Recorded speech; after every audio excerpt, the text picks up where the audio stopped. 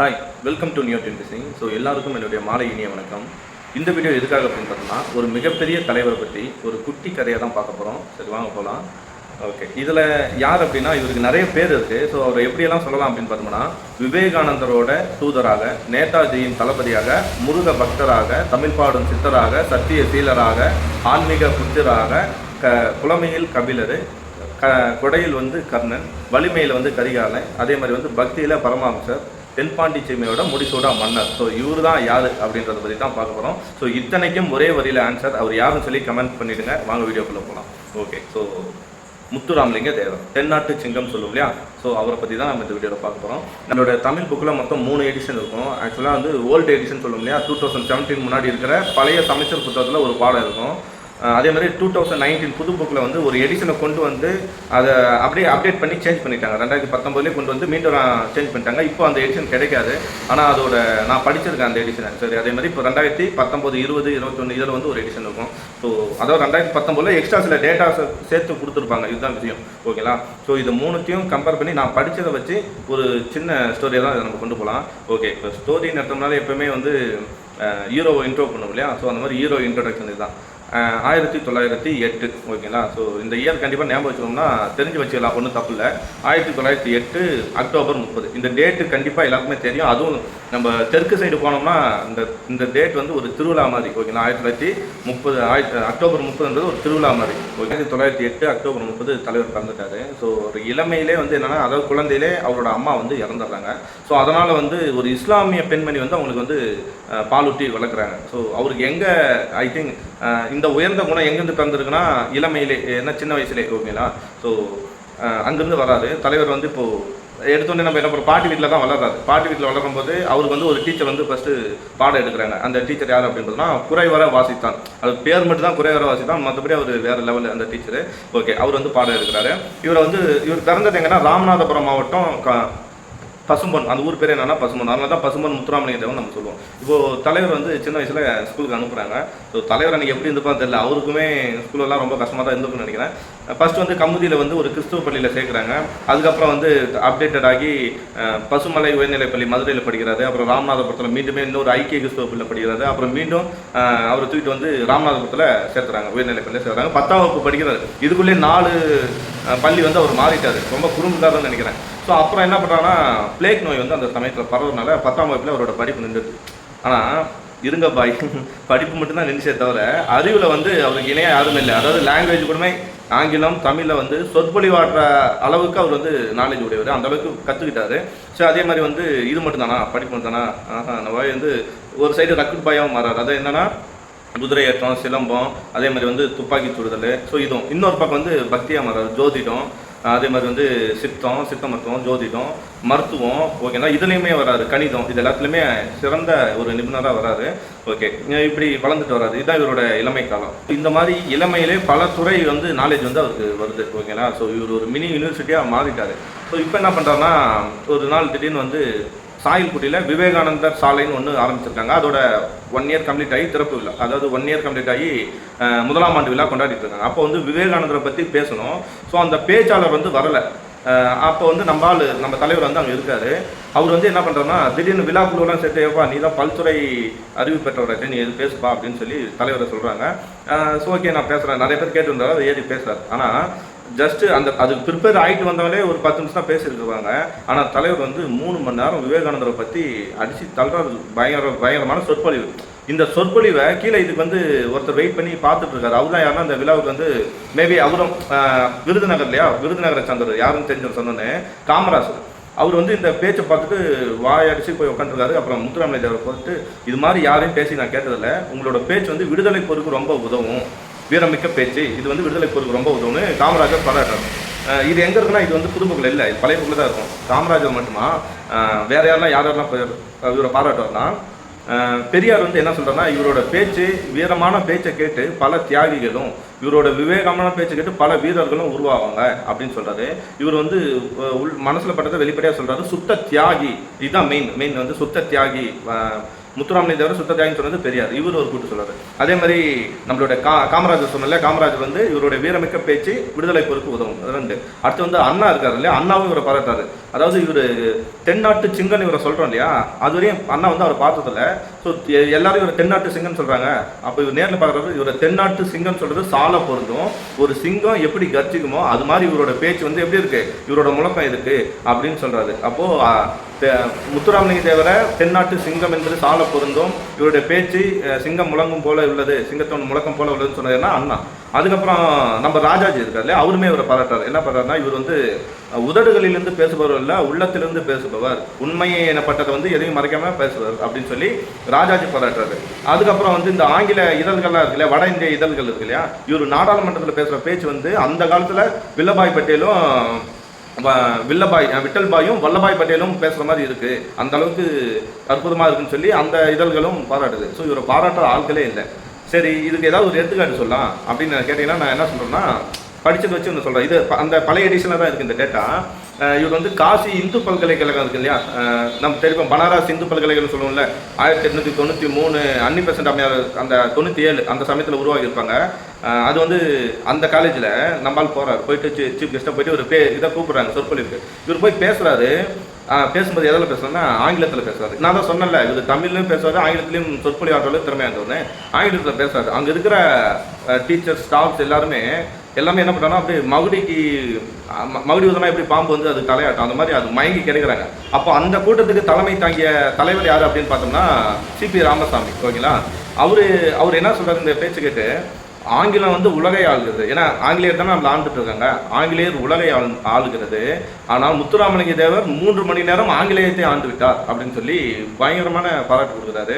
So அவரோட சொற்பொழிவுகள் இந்த அளவுக்கு. சரி, அப்படி சொற்பொழிவாற்றுறது தலைவர் எதை பற்றி சொற்பொழிவாற்றுவார் அப்படின்னா, ஆன்மீகமும் இருக்கு, தேசிகமும் இருக்கு. தலைவரோட 2 கண்ணு எப்படி இப்போ பெரியாருக்கு வந்து சுயமரியாதையும் பகுத்தறிவும் சொல்கிறோம், அது மாதிரி முத்துராமலிங்க தேவருக்கு தெய்வீகமும் தேசியமும். ஓகேங்களா, ஆன்மீகம் ஒரு பக்கம், தேசியம் ஒரு பக்கம். ஆனால் எனக்கு தெரிஞ்சு அவர் வந்து தெய்வீகத்தை விட தேசியத்தை தான் அதிகம் பண்ணியிருக்காரு, அதாவது நாட்டுப்பற்று தான் அவருக்கு அதிகம் நினைக்கிறாங்க. சரிங்களா, ஸோ எல்லாருமே தெரியும். அவரோட பேச்சை கேட்டால், அவரோட பேச்சை யாருக்கு அந்த நாட்டுப்பற்றை வந்து யார் கூட கம்பேர் பண்ணோம்னா, ஒருத்தர் இருக்கார் வட இந்தியாவில் இருக்கிறவர்.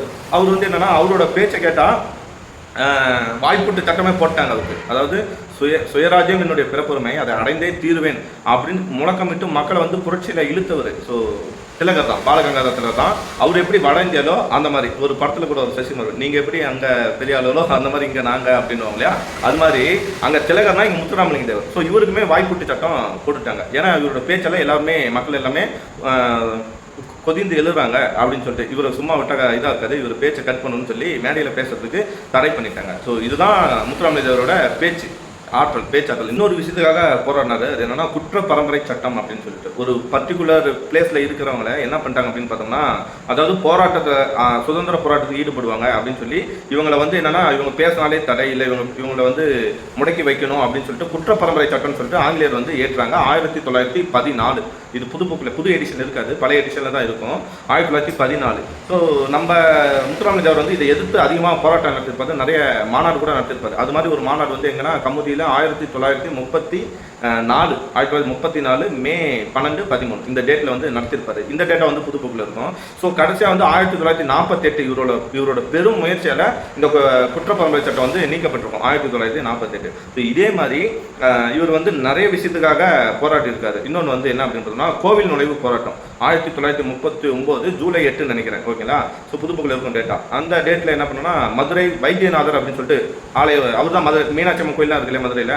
ஸோ அங்கே வந்து நம்ம காந்தி படிக்கும்போது கூட இன்சிடென்ட் வரும், இந்த கோயிலுக்குள்ளே வந்து ஒரு சிலர் வந்து போகிறதுக்கு தடை இருக்கும் அப்படின்னு சொல்லிட்டு. அது மாதிரி வந்து மதுரையில் வந்து ஆலய நுழைவு போராட்டம். ஸோ இதை வந்து தலைமை தாண்டி யார் கொண்டு வந்தது யார் அப்படின்னு பார்த்தோம்னா வைத்தியநாத ஐயர்.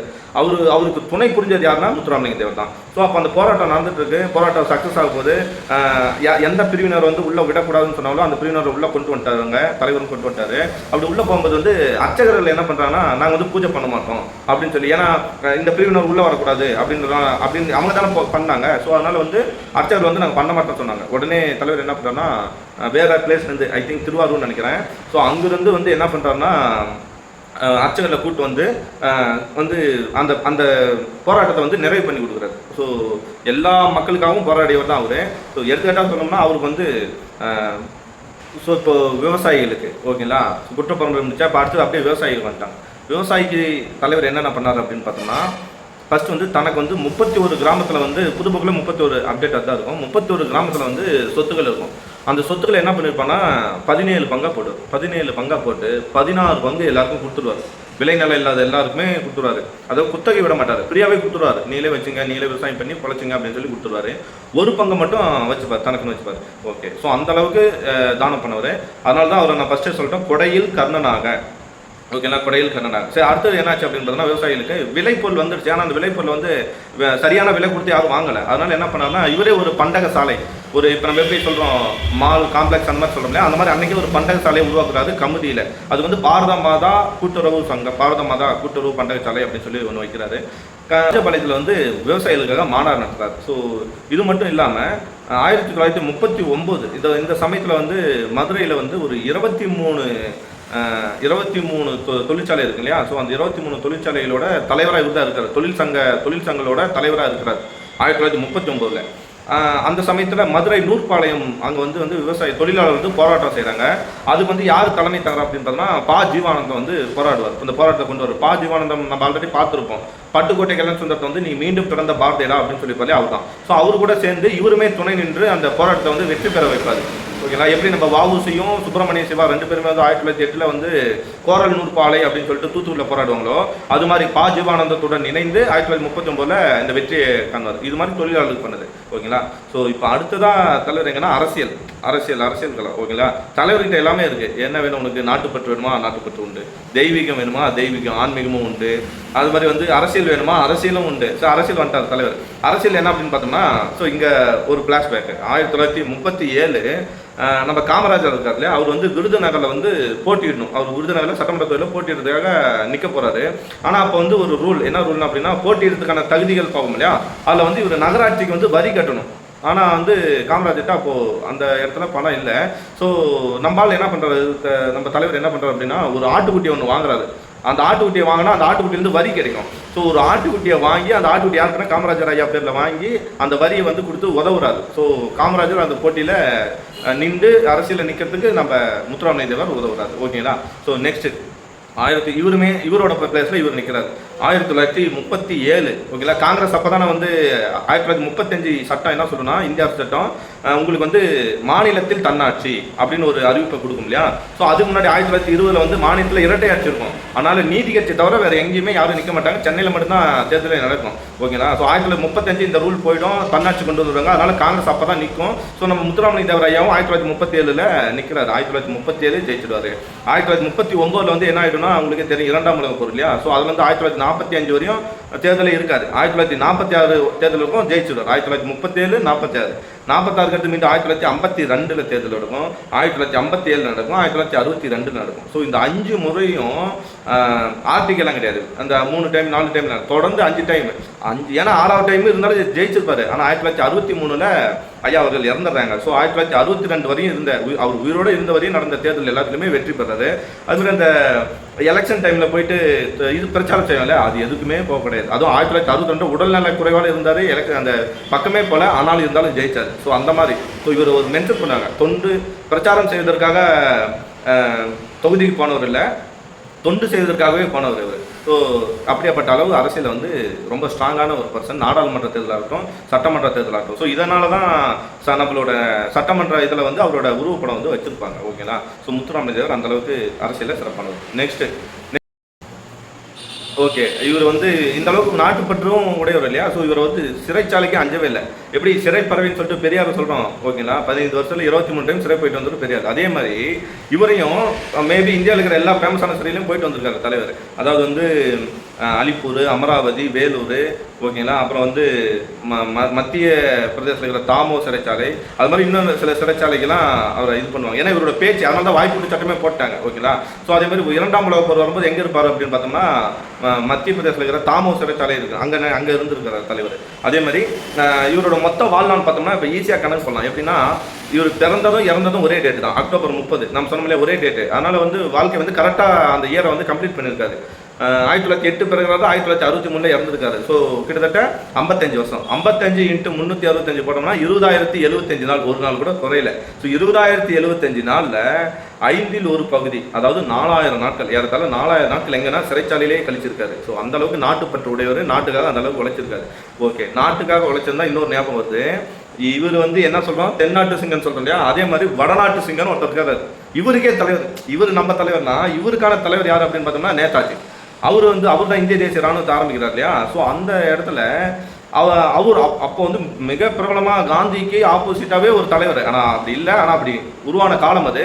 அப்போது அப்படியேப்பட்ட தலைவர் தமிழகத்துக்கே வருகை புரிய வந்து அவரை கூட்டிகிட்டு வந்து தமிழகத்திலேருந்து இந்திய தேசிய ராணுவத்துக்கு அதிகப்படியான ஆட்களை கொண்டு போய் நீ படிக்காமல் சுற்றிருக்கியா, வா நீ வந்து நாட்டுக்காக போராடு அப்படின்னு சொல்லி, அதாவது அடித்தடியில் ஈடுபட்டு இந்த இளைஞர்கள் எல்லாமே தூக்கி நாட்டுக்காக போராடு அப்படின்னு சொல்லி ராணுவத்தில் சேர்த்து விட்ட மிகப்பெரிய பங்கு யாருக்கு சேரும் அப்படின்னு பார்த்தோன்னா பசும்பொன் ஐயாவுக்கு தான் சேரும், உள்ள சேர்த்து விட்டார். ஸோ அவர் வந்த நாள், அவர் இங்கே மதுரைக்கு கூட்டு வந்தது எப்போ அப்படின்றதுனா 1939 செப்டம்பர் 6ஆம் தேதி, சரிங்களா. இந்த டேட்டை தான் கூட்டு வந்திருக்காரு. ஸோ அவர் கூட்டு வந்து இந்த டேட்டை, அதாவது 1939 அந்த வருஷத்தை ஞாபகம் வச்சுட்டு 1949, அதாவது சுதந்திரம் அடைஞ்ச பின்னாடி, அதுக்கு முன்னாடி நேதாஜி ஐயா அவர்கள் இறந்துருப்பாங்க. ஸோ 1949 ஜனவரி 23, அதாவது நேதாஜி அவர்களோட பிறந்த நாள் ஜனவரி 23. இன்னைக்கு வந்து அதை வந்து நம்ம பராக்கிரம திவாஸ் அப்படின்னு கொண்டாடுவோம், வலிமை தினம் அப்படின்னு கொண்டாடுவோம். இன்னைக்கு கரண்ட் அஃபேர்ஸ் அது, ஓகேங்களா. ஸோ அந்த நாளில் வந்து என்ன பண்ணுறோன்னா தமுக்கம் மைதானம், மதுரையில் தமுக்கம் மைதானத்தில் ஒரு மாநாட்டை கூட்டி அந்த மாநாட்டில் நேதாஜி இதில் வந்து அறிவிக்கிறாரு. சும்மா செம்ம மாநாடு. இப்போ நம்ம பார்த்தோம் இல்லையா, தாவேகா மாநாடு பார்த்துருப்போம், பயங்கரமான கூட்டம்னு சொன்னோம் இல்லையா. ஸோ அந்த மாதிரி அந்த காலத்திலேயே வந்து பயங்கரமான கூட்டம். மதுரை தமுக்கம் மைதானத்தில் மேபி 2 லட்சம் பேரோ 3 லட்சம் பேரோ கலைஞ்சு போகிறதுக்கே 3 மணி நேரம் அந்த பக்கம் ஆனது. எனக்கு சரியாக டேட்டா ஞாபகம் வரல, ஆனால் 3 லட்சம் பேர் தான் நினைக்கிறேன். கலைஞ்சு போகிறதுக்கு 2 மணி நேரம் அல்லது 3 மணி நேரம் ஆனது அப்படின்ட்டு நான் அந்த எடிஷனில் படித்தேன். ரொம்ப நாள் படித்தது தான். நான் இன்றைக்கி முத்துராமலிங்க தேவர் வந்து புது புக்கு படித்தேன். அவர் வந்து இன்றைக்கி எக்ஸாம் டெஸ்ட் இருக்குது என்னோட இதில், டெஸ்ட் பேச்சில். ஸோ அதனால் நான் உங்களுக்கு கதையாக சொல்லிட்டு இருக்கேன், ஓகேவா. ஸோ அந்த அளவுக்கு நேதாஜி மீது பற்று கொண்டவர். அதனால தான் அவரை நம்ம அவரோட ஆன்மீக அரசியல் குரு யாருன்னா நேதாஜி ஐயா தான், ஓகேவா. நாட்டுக்கு தேசத்துக்கு யார், நேதாஜி. அப்போ இந்த பக்கம் ஆன்மீகம் சொல்கிறோம் இல்லையா, அதுக்கு யார் தலைவர் அப்படின்னு பார்த்தோம்னா விவேகானந்தர். 2 பேருமே பயங்கரமான இளைஞர்கள். அவரை ஃபாலோ பண்ணவர் தான் நம்ம இவர் முத்துராமலிங்க தேவர். சரி, இவரை வந்து ஆன்மீகம்னு சொல்கிறோம் இல்லையா. ஆன்மீகத்தில் இவர் இந்து சமயத்தை மட்டும்தான் ஃபாலோ பண்ணுறாரா அப்படின்னா இந்து சமயம் மட்டும் இல்லை, இவருக்கு ஒரு சிறப்பான பேர் இருக்குது, இந்து புத்த சமய மேதை அப்படின்னு சொல்லிட்டு. ஏன் அப்படி சொல்கிறோம் அப்படின்னு பார்த்தோம்னா இந்து புத்த 2 மதத்தையுமே இவர் வந்து ரொம்ப நட்போட பழகுவார், நட்போட அணுகுவார், ஓகேங்களா. சாதி ஏற்றத்தாழ்வுகளில் கலைச்சவர் இவர், சாதி ஏற்றத்தாழ்வுகளை கலையத்துக்காக போராடினவர். ஸோ ஒரு 2 இன்சிடென்ட் சொல்லலாம், ஓகேங்களா. ஸோ 2 இன்சிடென்ட்ல 1936, இன்னொன்று வந்து 1955 நினைக்கிறேன், ஓகேங்களா. இந்த 2 இயரும் என்ன பண்ணுறதுனா இவர் வந்து பர்மாவுக்கு வருகை புரியுது, பர்மாவுக்கு போகிறார். பர்மான்றது வந்து இப்போ நம்ம மியான்மர் பார்க்குறோம் இல்லையா, ஸோ அந்த நேபாளம்லாம் பார்க்குறோம் இல்லையா. ஸோ அந்த மாதிரி பர்மாவுக்கு போகிறாரு, மியான்மர் தான் நினைக்கிறேன். அங்கே போயிட்டு என்ன பண்ணுறாருன்னா அங்கே வந்து அந்த சமயத்தில் புத்த சமயம் தான் பிரபலமாக இருக்குது. அவர் வந்து இன்வைட் பண்ணுறாங்க, புத்த பிக்குகள் வந்து இன்வைட் பண்ணுறாங்க. ஐ திங்க் பிச்சாண்டே நினைக்கிறேன், புத்த சமய அவர் தலைவர் பேர் வந்து இச்சாண்டே. அவர் என்ன பண்ணுறாங்கன்னா வெல்கம் பண்ணுறாரு. அங்கே வந்து இந்த புத்த பிக்குகள்லாம் வரும்போது, அதாவது புத்த தலைவர்லாம் வரும்போது ஒரு வழக்கம் உண்டு. அதாவது பெண்கள் என்ன பண்ணணும்னா கீழே தலையை போட்டு அந்த கூந்தலை வந்து விரிச்சு வைக்கணும், அதில் இப்படி வர மாதிரி இருக்கும், அதாவது அவங்களுக்கு மரியாதை செலுத்த மாதிரி இருக்கும். ஆனால் வந்து தலைவர் வந்து என்னன்னா இது வந்து பெண்களை இழிவுபடுத்துற மாதிரி இருக்குது, இந்த செயலில் நான் ஈடுபட மாட்டேன், இந்த மரியாதை எனக்கு வேணாம் அப்படின்னு சொல்லி ஒதுக்கிட்டாரு.